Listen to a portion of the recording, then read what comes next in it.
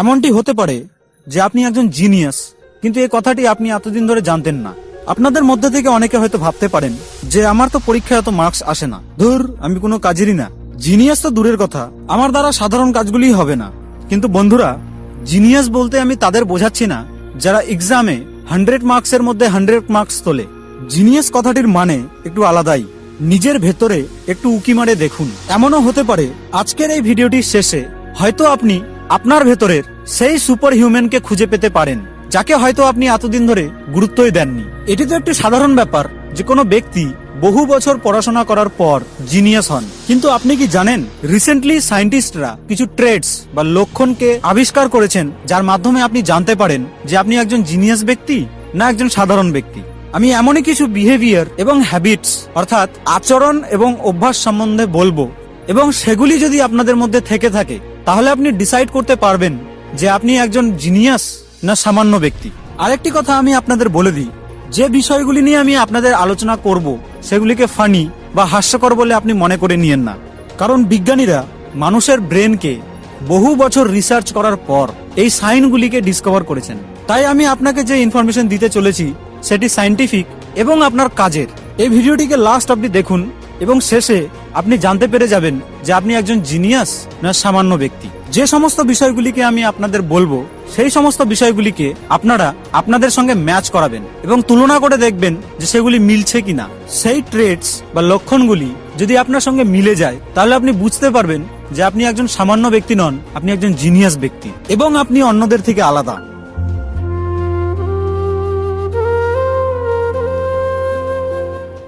Number 10, staying up late, অর্থাৎ রাত্রিবেলায় অনেকক্ষণ ধরে জেগে থাকা।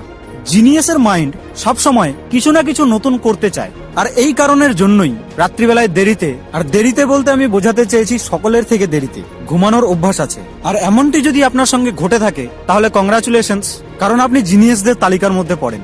জিনিয়াসেরা গভীর রাত অব্দি এই কারণেই জাগে কারণ তাদের নলেজ এবং ইনফরমেশনের প্রচুর খিদে, আর এই খিদেগুলিকে দূর করার জন্যই জিনিয়াসেরা গভীর রাত অব্দি জাগে। কারণ রাত্রির সময়টা তাদের কাছে একটি এমন সময় যে সময় তারা শান্তিপূর্ণভাবে ভাবতে পারে কোনো কিছু, আর এই কারণের জন্যই জিনিয়াসেরা ইনসোমনিয়া অর্থাৎ ঘুম না আসার অসুখে ভুক্তভোগী হয়ে থাকে। আর এই ইনসোমনিয়ায় ভুক্তভোগী জিনিয়াসদের কথা আপনি ইতিহাসে পেয়ে যাবেন।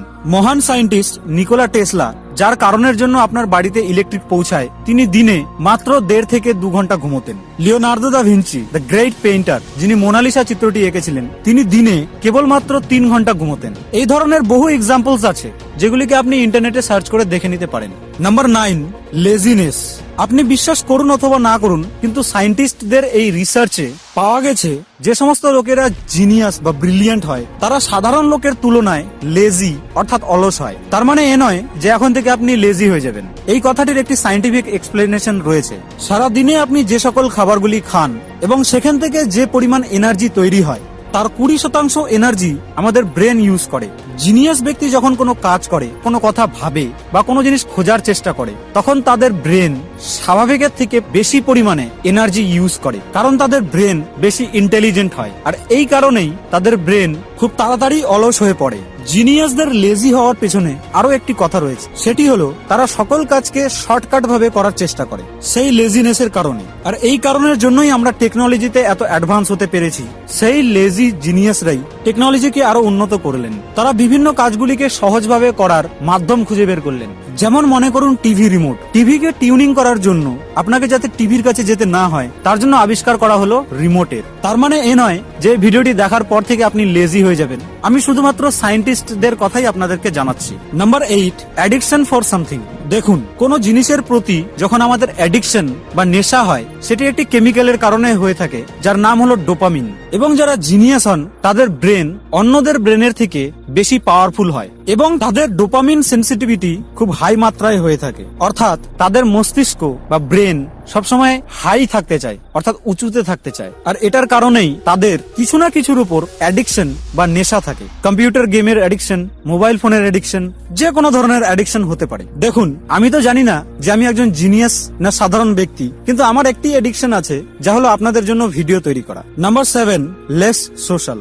কম সোশ্যাল হওয়া, লোকের সঙ্গে কম কথাবার্তা বলা অথবা লোকের সঙ্গে মেলামেশা কম করা, এগুলি কিন্তু এক ধরনের নেগেটিভ জিনিস। আর এই নেগেটিভিটিগুলি সেই সমস্ত লোকেদের মধ্যে পাওয়া যায় যাদের ব্রেন কমপ্লেক্স এবং ইন্টেলিজেন্ট হয়। তাদের মধ্যেই এই লক্ষণগুলি পাওয়া যায়, কারণ তাদের থিঙ্কিং কমপ্লেক্স হয়। সে কারণেই তারা সোসাইটিতে বেশি কথাবার্তা বলা এবং লোকের সঙ্গে বেশি মেলামেশা করা তাদের পছন্দ হয় না। তাদের ইন্টারেস্ট এবং ভাবনা সোসাইটির বাকি মেম্বারসদের থেকে একদমই আলাদা। একটি নয়, দুটিও নয়, হাজার হাজার রিসার্চে পাওয়া গেছে যে intelligent people are less social. Number 6, urge for new things and travelling. যদি আপনি নতুন নতুন জায়গায় যাওয়া পছন্দ করে থাকেন তাহলে কংগ্রাচুলেশনস, কারণ জিনিয়াসদের ব্রেন নতুন জায়গাকে এক্সপ্লোর করতে ভালোবাসে। একটি শব্দ আছে যাকে আমরা বলি নোভেলটি। এই নোভেলটি কথাটির মানে হলো যে কোনো জিনিসকে দেখা। তো জিনিয়াসদের মধ্যে এই নোভেলটির ইচ্ছা খুব বেশি পরিমাণে থাকে। তারা সবসময় নতুন জায়গাকে এক্সপ্লোর করতে ভালোবাসে। আমার এই ভিডিওটি দেখে প্রতি সেকেন্ডে আপনার কিছু নতুন জ্ঞান লাভ হচ্ছে। তো এই যে নিউ বা নতুন শব্দটি, এই শব্দটি হলো নোভেলটি। তো যদি আপনি আমার সাবস্ক্রাইবার হয়ে থাকেন এবং নতুন নলেজ গেইন করতে চান তাহলে কংগ্রাটস, কারণ আপনি জিনিয়াসদের তালিকার মধ্যে পড়েন। Number 5, thinking before sleeping. ঘুমানোর আগে কোনো বিষয়কে নিয়ে যদি আপনার ভাবার অভ্যাস থাকে তাহলে ফের আপনাকে কংগ্রাচুলেশনস এবং ওয়েলকাম টু জিনিয়াস গ্রুপ।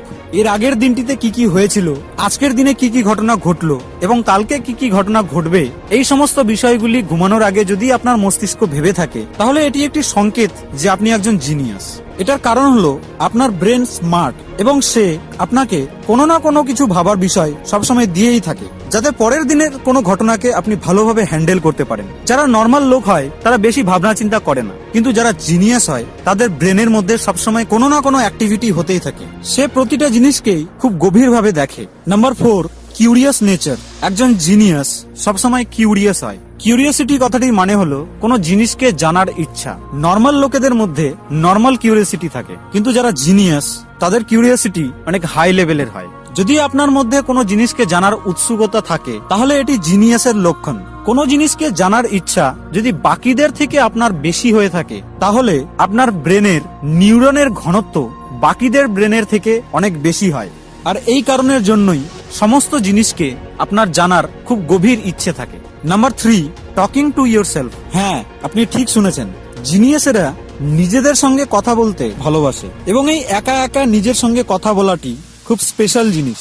এই ক্ষমতা সকলের মধ্যে থাকে না। তো যদি আপনি একজন জিনিয়াস হয়ে থাকেন তাহলে আপনি কোনো জিনিসকে গভীরভাবে ভাবেন, সেটিকে বোঝার চেষ্টা করেন এবং মাঝে মাঝে নিজের সঙ্গে কথা বলেন। Number 2, blue eyes. এই কথাটা তো আপনি নিশ্চয়ই জানেন যে পৃথিবীর এই 700 কোটি পপুলেশনের মধ্যে মাত্র 8% লোকের ব্লু আইজ আছে। কতগুলি ইউনিভার্সিটির রিসার্চে পাওয়া গেছে যে যাদের ব্লু আইজ থাকে তারা স্ট্র্যাটেজিক থিঙ্কার বা রণনৈতিক বিচারক হয়ে থাকে। Number 1, nail sign. যদি আপনার আঙুলে, হ্যাঁ আমি অন্য কিছু জিনিসের কথা বলছি না, আমি আপনার আঙুলের কথা বলছি, তো যদি আপনার ডান আঙুলে এই ধরনের চিহ্ন থেকে থাকে তাহলে আপনার ইন্টেলিজেন্সি অনেক হাই। বুড়ো আঙুলের এই সাদা দাগ যত গভীর হবে তার মানে আপনি তত লজিক্যাল। এটি একটি রেয়ার জিনিস, কারণ খুব কম লোকেদের মধ্যেই এই জিনিসটিকে দেখতে পাওয়া যায়। ঠিক তেমন ভাবেই যেমন ভাবে ব্লু আইজ এর কথা আমরা উল্লেখ করলাম, কিন্তু বুড়ো আঙুলের মধ্যে এই সাদা দাগ ইস্টার্ন কান্ট্রিগুলির মধ্যে অর্থাৎ ইন্ডিয়া, পাকিস্তান, বাংলাদেশ, নেপাল, এই সমস্ত দেশগুলির লোকেদের মধ্যে বেশি দেখতে পাওয়া যায়। আর এই কারণের জন্যই হয়তো আমাদের বলা উচিত we eastern people are intelligent. তো এই 10টি ট্রেডস এর মধ্যে থেকে আপনার মধ্যে কোন কোন ট্রেডস আছে সেটি কমেন্ট বক্সে অবশ্যই আমাকে বলবেন, কারণ আমি জানতে চাই যে এই 10টি ট্রেডস এর মধ্যে থেকে আপনাদের মধ্যে কয়টি করে ট্রেডস রয়েছে। যদি আপনাকে এই ভিডিওটি ভালো লেগে থাকে তাহলে লাইক ও শেয়ার অবশ্যই করবেন। আর আপনি যদি ইন্ডিয়ান হন অথবা ইন্ডিয়ান না হন তবুও এই ইন্ডিয়া চ্যানেলটিকে সাবস্ক্রাইব করতে ভুলবেন না, কারণ সায়েন্স এবং টেকনোলজির এইরকমই ইন্টারেস্টিং ভিডিও আমি 2 দিন পর পর আপলোড করতে থাকি। আর হ্যাঁ, সাবস্ক্রাইব করার পর বেল আইকনটিতে অবশ্যই প্রেস করবেন যাতে আমার আপলোড করা ভিডিওগুলি আপনার কাছে সবথেকে আগে পৌঁছায়।